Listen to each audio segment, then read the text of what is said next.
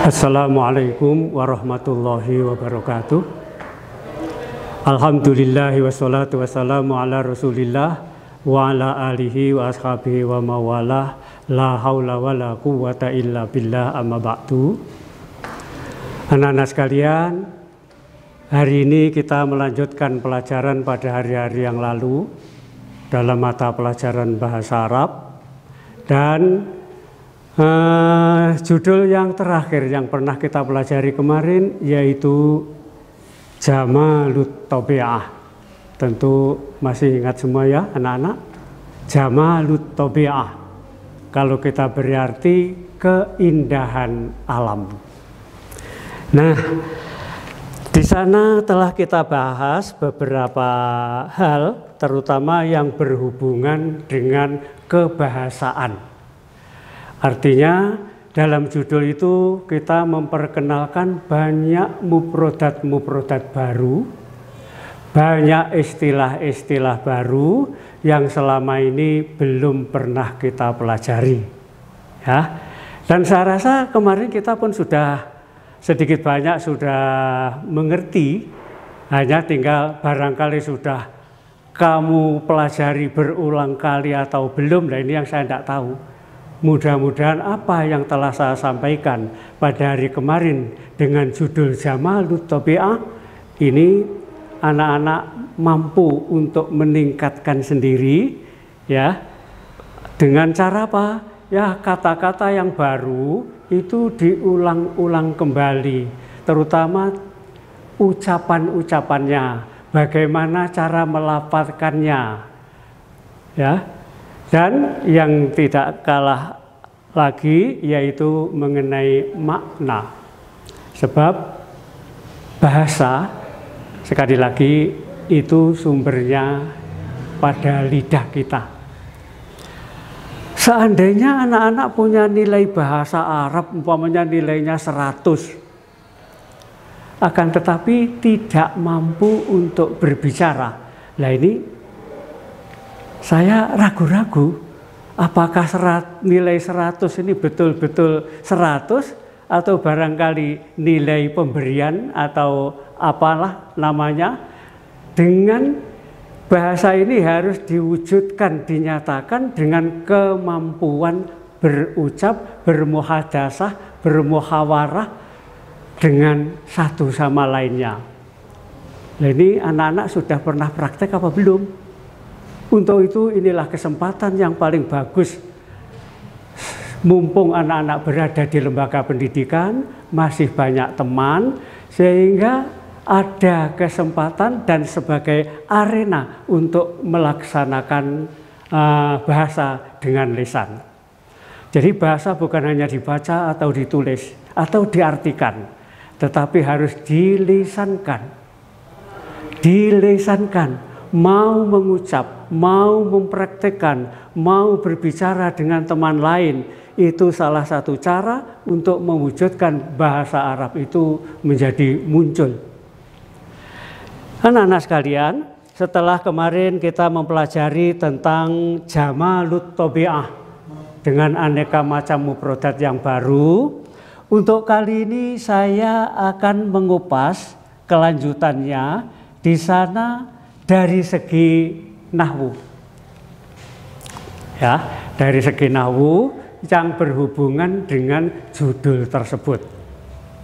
Salah satunya yaitu nahwu di sini kami ingin mengetengahkan yaitu fi'lul amri. Fi'il amar. Fi'il amar hakikatnya ini tugas dari pelajaran Bapak Guru atau Ibu Guru Nahwu ya.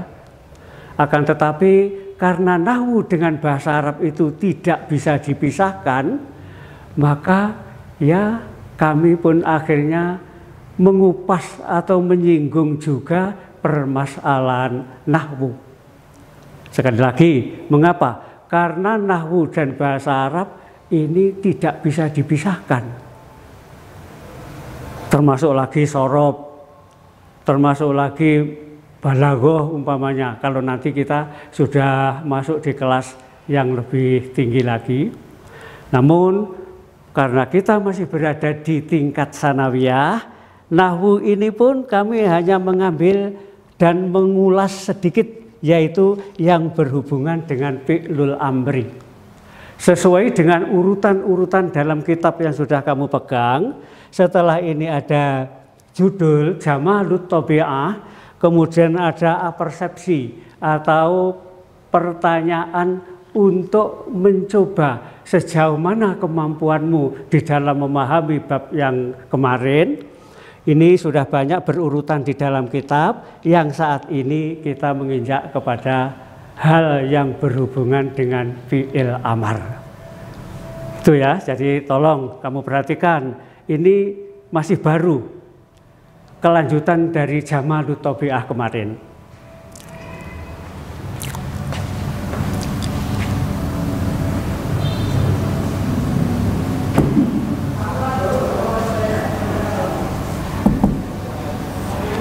Fi'il amar itu ada 5 bentuk.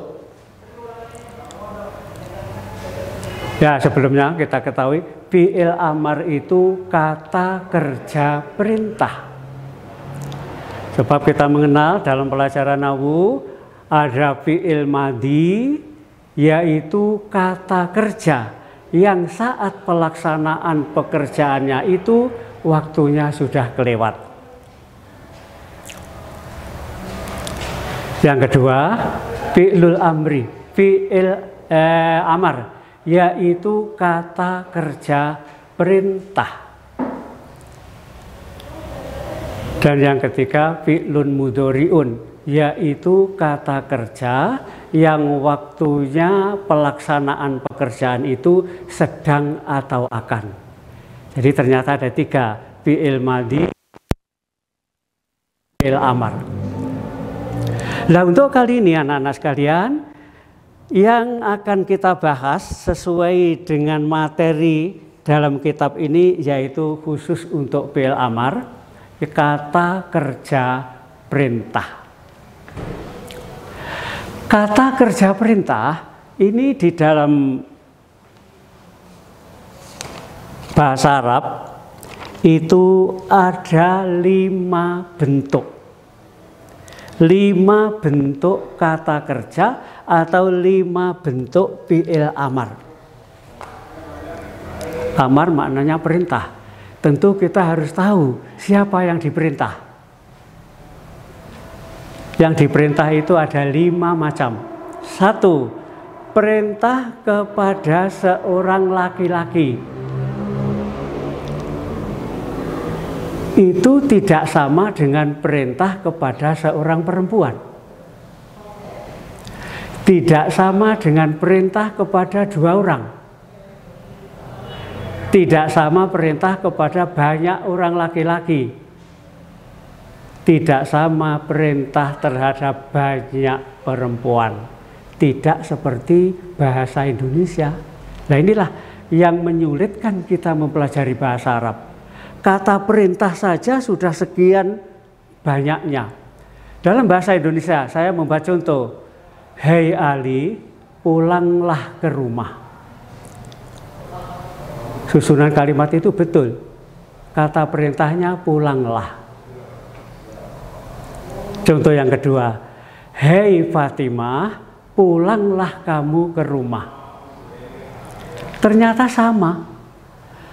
Perintah diberikan kepada seorang laki-laki dan perintah diberikan kepada seorang wanita, perintah itu sama bentuknya baik laki maupun perempuan. Bahkan, "Hei Ali dan Ahmad, pulanglah kamu ke rumah." Tetap menggunakan kata-kata pulanglah. Bahkan, "Hei anak-anak semuanya, murid-murid laki-laki, pulanglah kamu ke rumah masing-masing."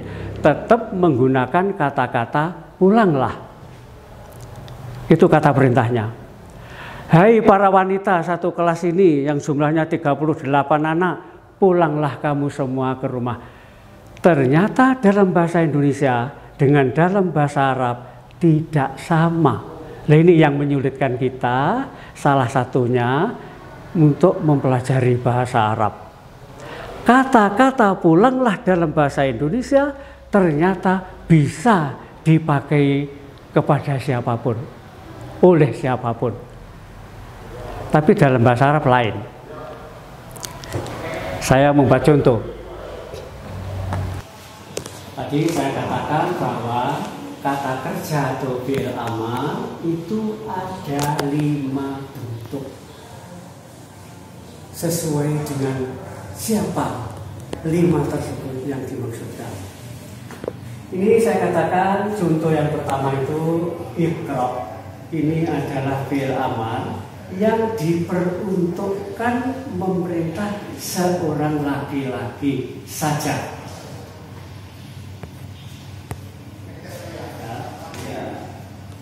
Saya buat contoh yang lain. Ya Ahmad ijlis. Dan ijlis ini untuk seorang laki-laki saja.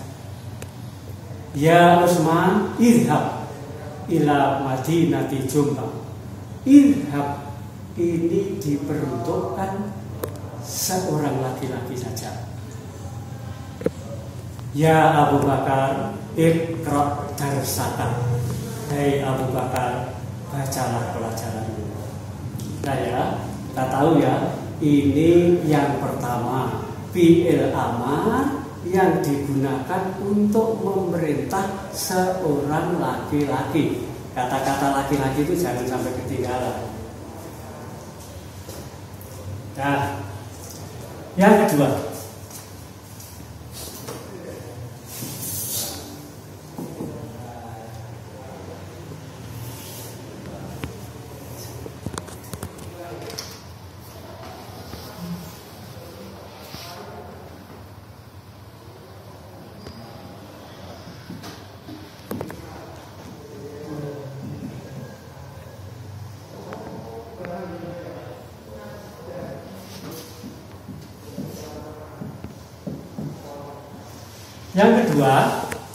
fi'il amal yang diperuntukkan untuk memerintah seorang wanita.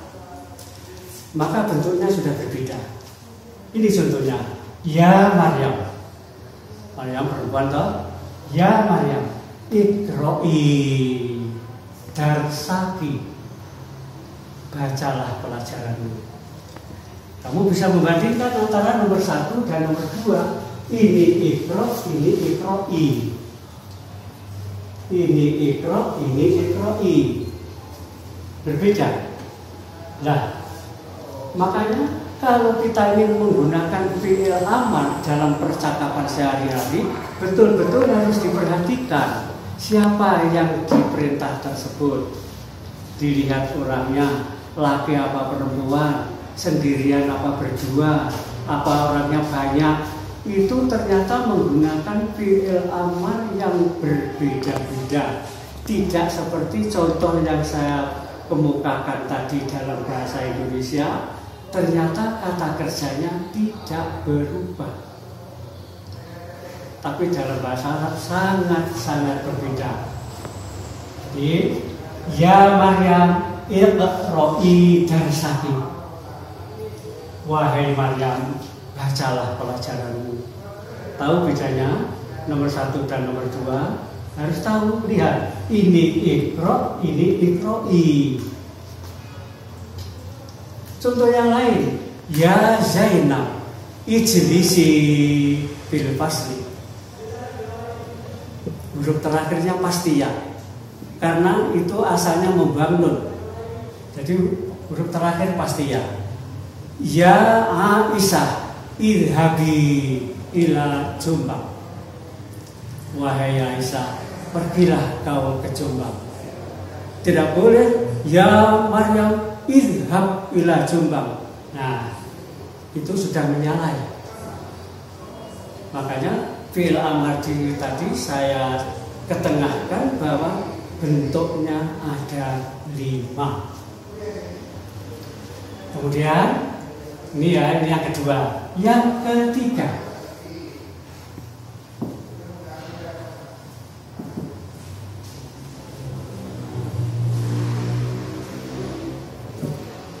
ya Muhammad wa Ali. Berapa orangnya?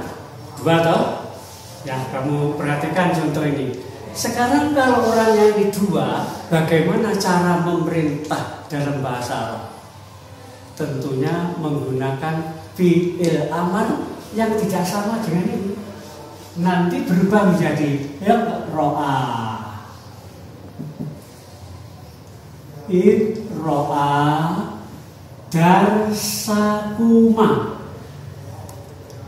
Ini tadi ka, ini ki, ini uma. Ya, barangkali ini memang yang agak menyulitkan kita. Satu langkah demi satu langkah selalu berubah-berubah. Ya Muhammad wa Ali, tentu orangnya dua. Kalau saya menyuruh membaca, kamu berdua supaya membaca, maka fi'il amarnya iqro'a. Nah, dari tiga contoh ini jelas kita sudah bisa membedakan iqro, iqro'i, iqro'a.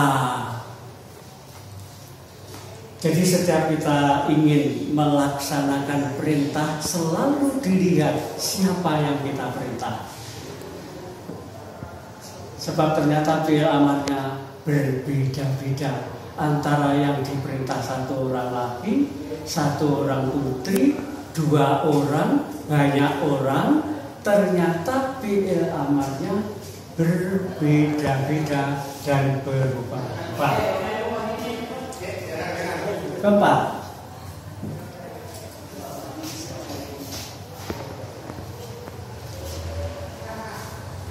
bagaimana kalau di perintah itu banyak laki-laki?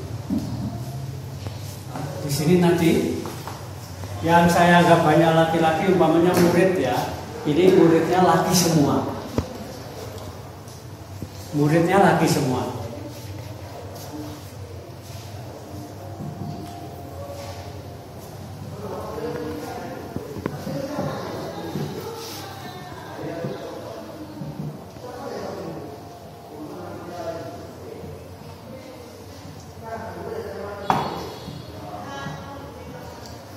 Ya, perhatikan.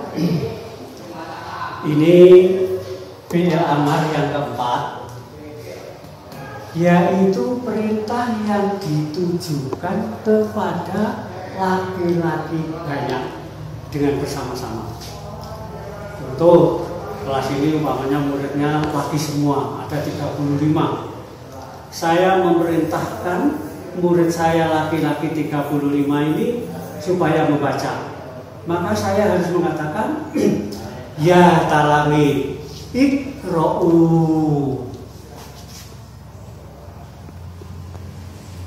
Iqro'u darsaku. Bacalah pelajaranmu. Ayyuhal muslimun. Tentu ini orang-orang muslim laki semua. Ayyuhal muslimun. Shollu bil masjid. Sholatlah kamu semua di masjid. Contoh yang lain selain iqra'u, shollu. Ayyuhal mu'minun, hei orang-orang mukmin. Ittaqu Allah, takutlah kepada Allah. Fi'il amarnya ittaqu, berakhiran wawu. Jadi ini yang keempat, yaitu fi'il amar yang diperuntukkan laki-laki banyak. Dengan demikian dari sini kita sudah tahu keempat-empat ini berbeda. Iqro, iqro'i, iqro'a, iqro'u. Dan masih ada satu, yaitu fi'il amar yang ditujukan kepada wanita banyak. Artinya banyak dalam bahasa Arab lebih dari 2, 3, 4, 5 dan seterusnya masuk kelompok banyak atau masuk kelompok jamak. Umpamanya ya pataya,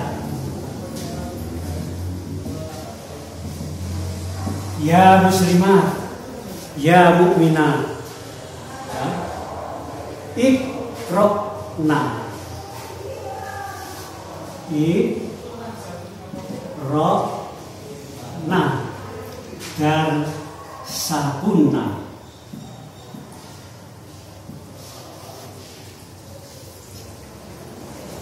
Ya fataya, fataya itu maknanya wanita-wanita remaja, wanita semua ini.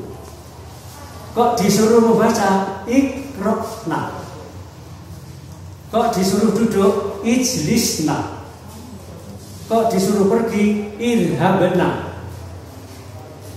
Kok disuruh menghafal ihfalna? Jangan lupa ini ada nun. Nunnya ini nun menurut ilmu nahwu disebut nunun nisbah, nun yang menunjukkan wanita. Nah, dari contoh-contoh yang kita tulis di papan ini, kita sekarang bisa mengetahui ternyata fiil amar satu sama lain ini saling berbeda dan jumlahnya juga hanya 5 ini. Coba kita perhatikan. Kira-kira kalau kita menyuruh orang itu, kalau orang itu tidak satu, tentu 2. Kalau tidak 2, tentu lebih dari 2 atau banyak. Dan dilihat orang tersebut laki apa perempuan, itu nanti sangat menentukan di dalam perubahan fiil amar tersebut. Nah, jadi perhatikan, fiil amar itu ada 5 bentuk. 1, fiil amar atau kata kerja perintah yang diperintah seorang laki-laki. Ingat. Yang kedua, fiil amar atau kata kerja perintah yang diperintah seorang perempuan. 3, fiil amar atau kata kerja perintah yang diperintah 2 orang. 2 orang itu siapa saja? Boleh laki semua, contohnya Muhammad dan Ali. Boleh perempuan semua, mungkin Maryam wa Zainab. Boleh campuran, yang satu laki ya Utsman wa Aisyah. Yang penting jumlahnya 2. Kalau menyuruh duduk ijlisa, menyuruh pergi irhaba, menyuruh minum isroba, menyuruh makan pulang. Jadi untuk yang 2 ya, mungkin Bapak Kak bingung. 2 ini saya jelaskan, boleh laki semua, boleh perempuan semua, boleh yang satu laki-laki, yang satu perempuan. Ini khusus untuk yang 2. Fiil amarnya sama, berakhiran alif. Iqro'a, ijlisa, udkhula, idhaba, berakhiran alif untuk 2 orang. Kemudian selanjutnya kata kerja perintah atau fiil amar, kalau yang diperintah itu laki-laki banyak, artinya banyak itu di atas 2, itu selalu berakhiran wawu. Ayyuhal muslimun shollu fil masjid. Ayyuhal mu'minun idhabu ila Makkah li'ada'il haji. Ayyuhat talamid iqra'u darsakum. Ingat ya, semuanya berakhiran apa? Wawu. Itu untuk bentuk kata kerja perintah untuk laki-laki banyak.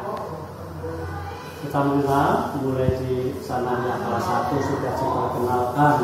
Kalau 1 itu namanya mufrad, kalau 2 itu namanya isim tasniyah, kalau banyak itu namanya jamak. Jumlahnya lebih dari 2 itu sudah disebut jamak atau banyak. Lihat wawu. Ayyuhal muslimun ittaqu Allah. Ayyuhal mu'minun shollu fil masjid. Wawu. Dan yang terakhir tadi khusus untuk wanita banyak. Wanita banyak yang diperintah. Maka dengan menggunakan fi'il amar seperti ini. Lalu bacalah iqra'na. Hafalkanlah ihfalna. Pergilah idhabna. Duduklah ijlisna. Jadi nunnya ini tetap ada di sini. Kalau ini nunnya dibuang, ini juga dan seterusnya, sehingga bisa saya ambil kesimpulan hari ini penambahan pelajaran yaitu khusus kami menjelaskan mengenai bentuk-bentuk fi'il amar yang di sini jumlahnya ada 5 bentuk. Paham ya? Ya, mudah-mudahan kamu semuanya bisa memahami apa yang saya sampaikan ini tadi sebagai kelanjutan pelajaran kemarin ya, dengan judul Jamalut Tobiyah. Nah, sekali lagi ini untuk fi'il amar ini saya ingin kamu membuat contoh selain contoh yang saya tulis di papan. Ya, jadi kita perluas. Namanya bukan alito dan bukan fi'ilnya iqra'. Yang lain umpamanya, ya Ahmad, idhab ila Jombang.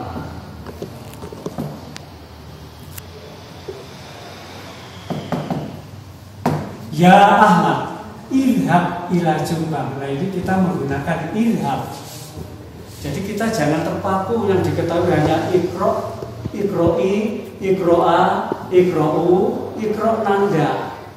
Kamu membuat contoh sebanyak-banyaknya menggunakan fi'il amar dan ditujukan kepada 5 bentuk ini tadi. Paham ya? Jadi saya minta nanti di kamar semuanya mencoba untuk membuat contoh dengan menggunakan fi'il amar yang bentuknya ada 5 bentuk tersebut. Itu bukan hanya iqra', idhab. Lagi umpamanya ya Usman, ijlis fil fasli, ijlis boleh, ijlis boleh, idhab boleh, iqra' terserah. Ini untuk memperluas dari pengetahuan kita di dalam memahami tentang fi'il amar yang saya ketengahkan tadi.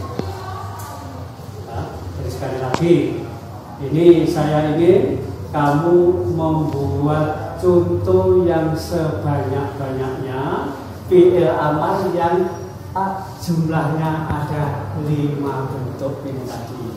Saya rasa selain ini tidak ada. Kira-kira yang akan kita perintah siapa?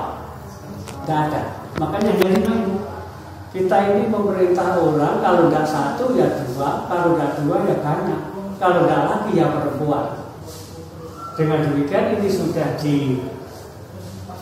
disimpulkan bahwa fi'il amar itu ada 5 bentuk dengan contoh sebagai tersebut di papan ini, dan saya minta kamu membuat contoh seperti yang ada di papan.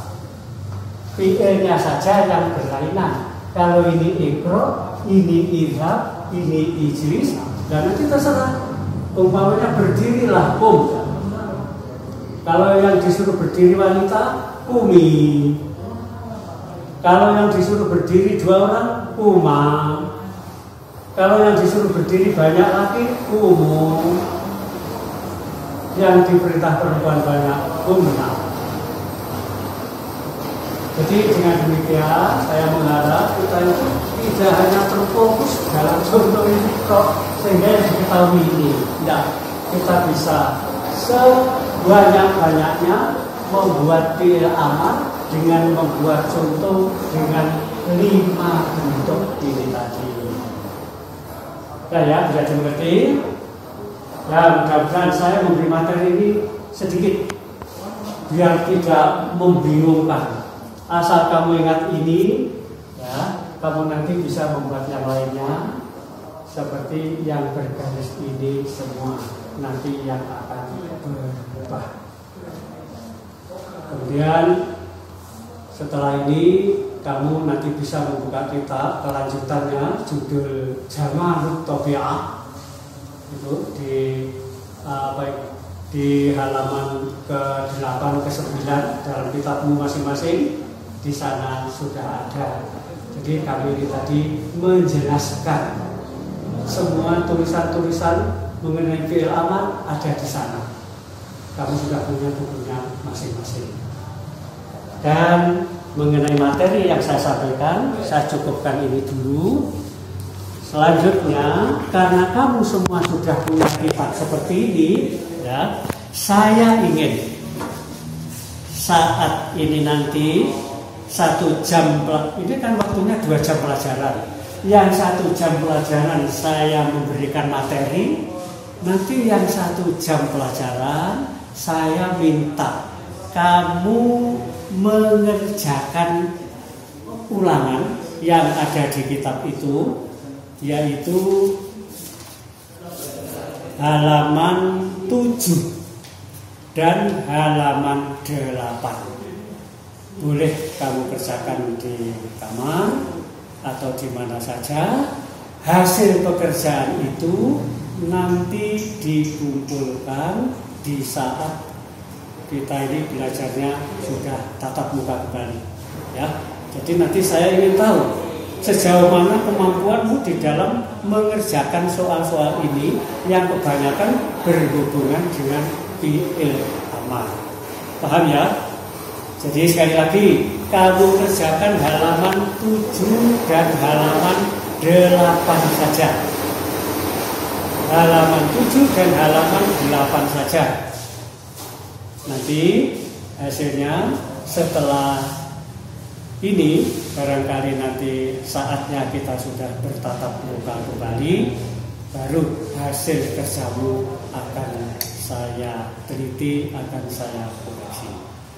Ya, barangkali inilah yang saya sampaikan, satu materi kecil ini mudah-mudahan bisa dimengerti, ya. Dan dengan adanya kegiatan belajar secara daring ini, yang mudah-mudahan tidak terlalu lama.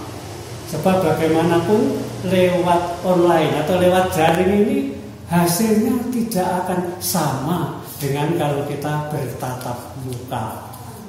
Kita bisa langsung tanya, guru bisa langsung menjawab, dan seterusnya, dan seterusnya. Nah ya, paham semua? Ya, kalau sudah paham, saya tunggu hasil pekerjaanmu. Nanti kalau sudah tatap muka akan kami koreksi kembali. Ini dulu, dan selamat belajar. Saya akhiri, wassalamualaikum warahmatullahi wabarakatuh.